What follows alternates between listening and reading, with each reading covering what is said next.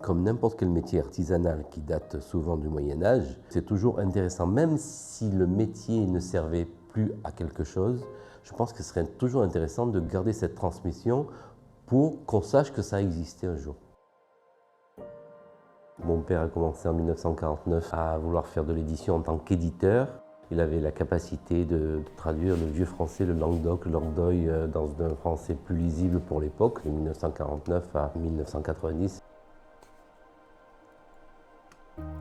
J'ai effectivement baigné là-dedans, de passer, voir des artistes qui défilaient chez mon père d'une part, des artistes miniaturistes, enlumineurs. Depuis que j'étais tout petit, je peux dire que je suis vraiment né là-dedans. Mon père a fait l'un des premiers livres sur la Chine, qui était le Marco Polo, le Vénitien qui est parti jusqu'en Chine. Donc déjà en 1960. Donc j'ai toujours baigné dans la culture chinoise parce que mon père m'avait fait baigner dedans.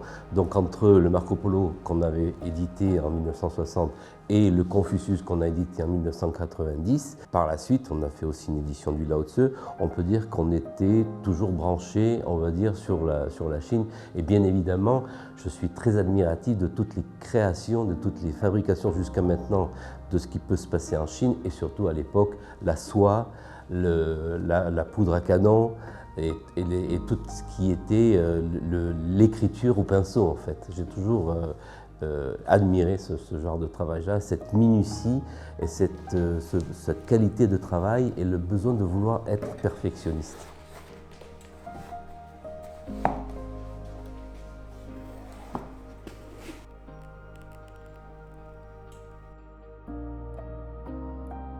C'est quand même un métier qui demande un attachement, un certain amour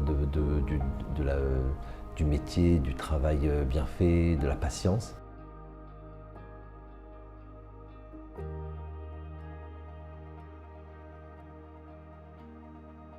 L'histoire qui m'a marqué une fois, j'avais une personne qui avait plus de 60 ans, qui est venue avec une BD à rénover.